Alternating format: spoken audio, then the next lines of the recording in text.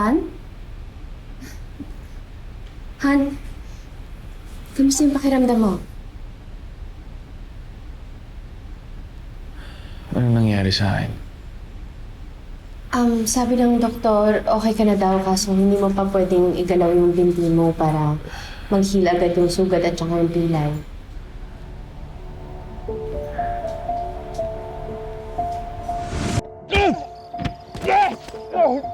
Ano? Jordan! Jordan! Katapusan niyo ng dalawa.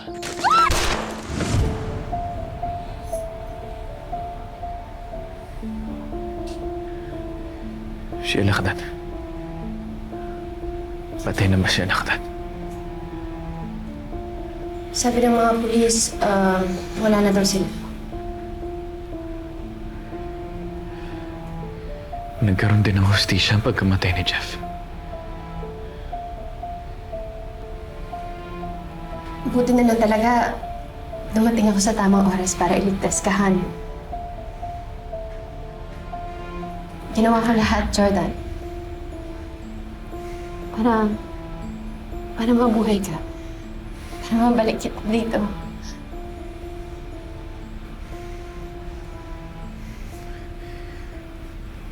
Han, makakapagsimula na tayo ulit. Nakita ko si Christy. Nandun din siya sa may gubat.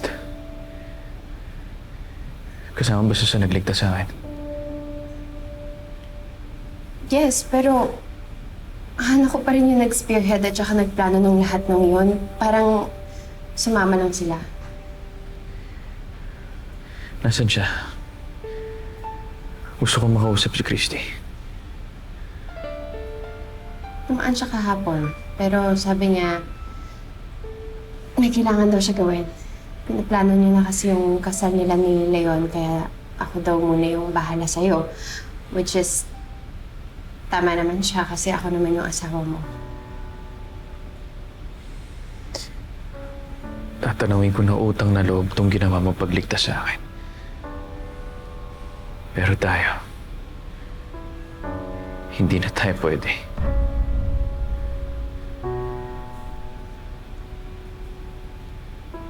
Jordan, no, please. Shaira, hindi na tayo magkakabalikan. Kapag gumaling ako, itutuloy ko pa rin yung pagpapaana sa kasal natin.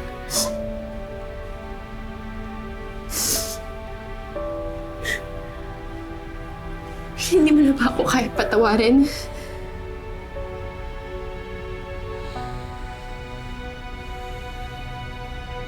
Kaya kitang patawarin. O yun naman pala eh. Pero yun lang ang kaya kong ibigay sa'yo.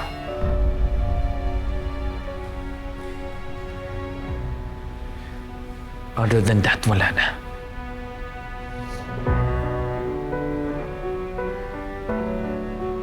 Paano ako? Paano kami ni Junior? Hindi ko pababayaan si Junior. Hindi ko pababayaan ang anak ni Jeff. Pero tayo tapos na. Sana maging malinaw sa'yo yun.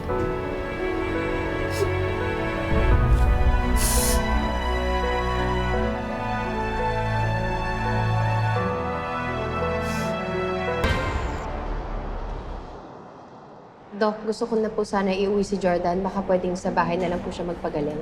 Pwede naman. Maayos na ang lagay ni Jordan, except nakakas yung mga hita at binti niya. Pero I would highly recommend na dito muna siya ng mga ilang araw. Doc, kasi hindi na komportable yung asawa ko dito eh. Baka pwedeng alagaan ko na lang siya sa bahay. Lahat ng kailangan niya, bibilhin ko na lang. May kaibigan din akong doktor. Pwede siyang bisitahin nun from time to time to check up on him. Basta gusto ko na lang talaga siya iuwi. Well, wala naman ako magagawa if that is your decision. Pero kailangan pa rin natin ang consent ng asawa mo. Dok, baka pwedeng ako na lang yung magdesisyon. Ako naman talaga yung nagdedesisyon simula nung ma-diagnose siya eh. Ma-diagnose ng ano?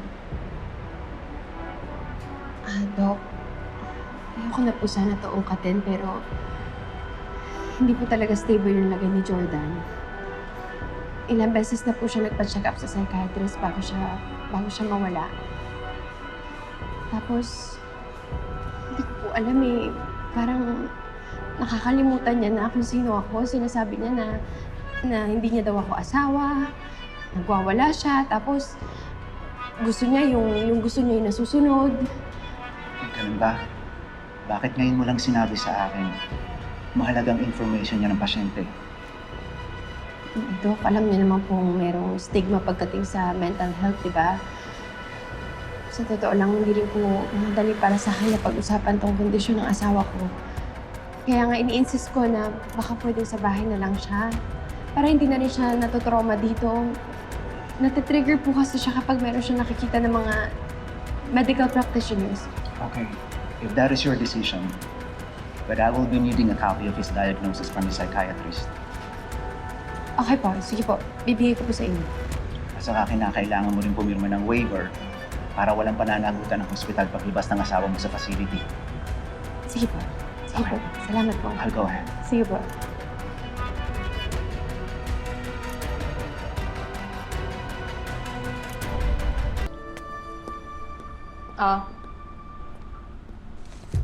Yan na yung fake diagnosis ni Jordan.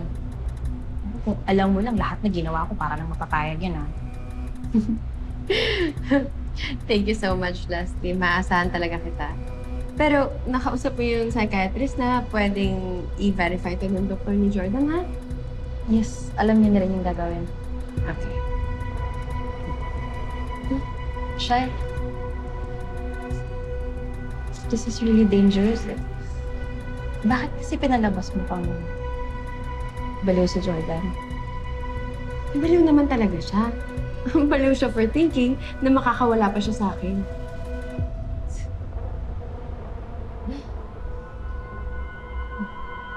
Hindi kaya ikaw yung mas baliw for thinking na mapapasayo pa siya? Real, kahit iuwi mo ng bahay yan, makakasigurado ka bang mag-stay siya sa'yo? Makapag gumaling yan, iwan ka rin yan. Bakit hindi mo na nabayaan? Hindi ko hahayaan na ibang video. Kung noon, wala akong nagawa. Ngayon, meron akong opportunity. Leslie, now he's weak. And he's totally dependent on me. Magagawa ko lahat ng gusto ko sa kanya. And in the end, sa akin pa rin si Jordan.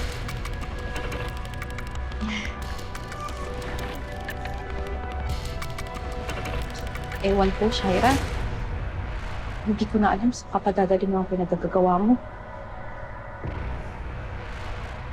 Leslie, masyado na akong maraming sinakripisyo para sa iyo. Yes, I know, pero hanggang kailan? Paano yung buhay mo? Paano yung career mo? Di ba kakabalik mo sa trabaho? Magre-resign ako para kay John. Saan ka kukuha ng pera para sa pagpapagamot niya? Paano may finance yung pagpapagaling niya sa bahay? Basta, Leslie, gagawa ko ng paraan. Ongoing na ang investigasyon na nangyari sa kuta ng mga kalasal. Good news is, nasalba namin ng ransom money. Once na maayos ang paperwork, babalik namin sa inyong pera. Naku, salamat po, Colonel.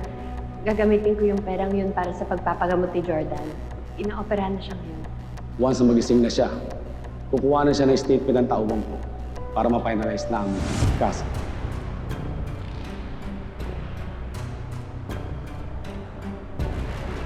Pero, hindi naman sa'yo yung lahat ng pera, di ba? Yes. Yung 3 million, binalik ko na kay Hannah. Tapos yung 2 million, gagamitin ko para lumayo na kami ni Jordan dito. At hindi na siya makikita ni Christy. Hindi.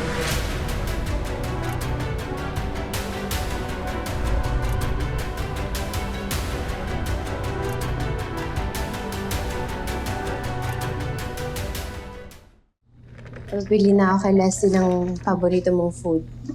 Hindi ko gusto yung mga sila-serve nila sa'yo dito sa ospital. Asa si Christy? Hindi pa ba sila dumadalaw dito? Baka naman busy lang yung tao. Busy? Bakit? Nakausap mo ba? Kailangan pa ba? The mere fact na wala siya dito, ibig sabihin, busy siya. Sige, si Christy maintindihan ko, pero si Tori hindi yung papayag na hindi niya ako makita. Baka bukas, bisitahin ka na nila. Pero mo akong telepono mo. Gusto ko silang tawagan, gusto ko silang makausap. Hindi. I said, give me your phone. Sabi ko hindi! Hindi ko nahahayaan na sirain mo pa yung relasyon nating dalawa.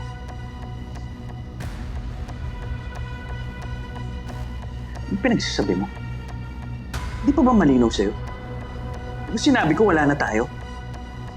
Hindi naman kita kailangan eh. Pero ang hindi mo maintindihan, ako na lang ang meron ka ngayon.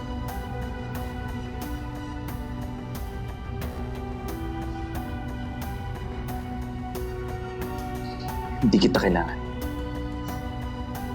Sinasabi mo lang ngayon. Pero at the end of the day, ako pa rin ang tutulong sa'yo. Ako na lang naman yung tumutulong sa'yo eh. Ako nga yung nagligtas sa'yo eh, remember? Ginawa ko lahat, Jordan. Hindi ka humihinga ngayon kung hindi dahil sa akin. So in short, utang na loob mo sa akin yung buhay. Uulit na naman ba tayo? Ayoko na kasi pag-usapan pa to eh. Paulit-ulit na lang. Nurse! Jordan! Nurse! Jordan, ano ba ginagawa mo? Magpapalipat ako ng hospital. Gusto ko lumipat ng hospital. Mag-hire ako ng sarili kong nurse para alagaan ako, okay? Hindi kita kailangan. Jordan, umayos ka. Jordan, asawa mo ko. Umayos ka na. Nurse! Jordan, please! Please! Hindi kita kailangan, okay? Tawan mo nga ako. Jordan! Ano ba? Tumigil ka na nga! Asawa mo ko! Tawan mo ako! Ano ba, Tawan mo Jordan? ako! Jordan, please! Please! Please, kumalma. Nurse! Jordan! Tawan mo nga ako! Pakinig ka nga sa akin! Ano ba? Aray! Mami, Lola, tignan niyo po. Ito po yung bago kong gawang bracelet para kay Daddy. Ibibigay ko po ito sa kanya mamaya pag nakita ko po siya. Nice. Sana lang walang mangyaring aberya. Ma, wala nang magagawa si Shaira. Hindi niya na mailalayo si Jordan kay Tori. Subukan niya lang. Hindi ako papayag. Leon, salamat ah. Salamat sinamahan mo kong gawin to. Masigurado ka lang na okay na si Jordan. Makakamove on na tayong lahat. Maging maayos din ang lahat. Sige na. Jordan, kasal na tayo. Umayos ka. Nurse! Jordan, please. Please, stop it. Stop it. I love you. bitawan I love mo you, ako. please. Bitawan mo ako! Stop. Bitawan mo! Nurse! Bitawan mo ako! Please. Please. Doc. Doc, please tulungan niyo ako. Sinusumpo na naman siya. Ilayin mo sa akin yung babae yan, ha? Ilayin mo sa akin yung babae yan. Huminahon ka, Mr. Manansala. Paano ko hinahon? Gusto ko na nga umalis dito eh. Lipat niyo na ako ng ospital. Pwede ba ilayin mo sa akin yan, ha? Doc, please tulungan niyo siya. Please. Baka mamaya saktan niya pa yung sarili niya eh. Sabi mo. Mr. Manansala, Ano? you have to calm down. Gusto ko na umalis dito. Okay ako, naiintindihan niyo. Okay lang ako, pero paalisin na ako sa ospital na to. Jordan, hindi ka okay. Hindi stable yung pag-iisip mo, di ba? Alam mo yan. You're paranoid and you're delusional. Anong delusion yung pinagsasabi mo? Okay ako. Siya yung baliw, hindi ako yung baliw. You have to calm down, Mr. Manansala. Gusto ko na umalis Do dito. something. Sasaktan niya na yung sarili niya, Doc. Bitawan mo ako. Please. Paalisin niyo na ako dito. Gusto ko lang umalis dito. Ano ba? Ano ba? Tawan mo ko.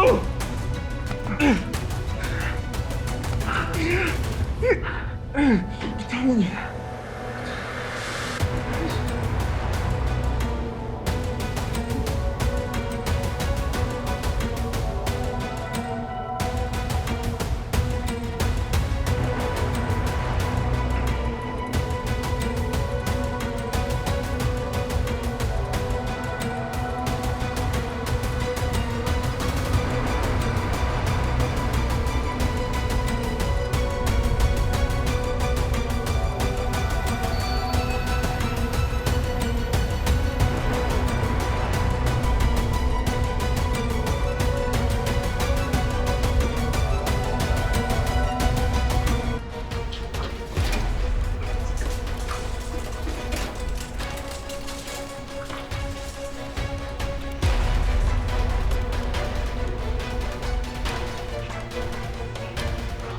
Don't worry, Han. I'll take care of you. Wala ka nang magagawa kasi sa akin ka niya. And this time, I'll make sure na hindi mo na makikita si Christy. At hindi na tayo magiging. Jordan? Jordan! Anong ginagawa mo dito? Saan mo siya dadalhin, Shaira? Iuwi ko na siya sa bahay. Ako ang asawa niya, so tama lang na iuwi ko siya sa bahay ko. Hindi mo na kami pwedeng piliin ni Tori para makausap at makita siya. May karapatan si Tori. Papatunay, oh. Ano naman to, Christy? Court order yan, Shaira. Sinasabi niyan, kailangan mong pahintulutan si Tori para makita at makausap ang ama niya. At paano kung ayaw ko pumayag? O di kakasuhan kita. Ipapakulong kita.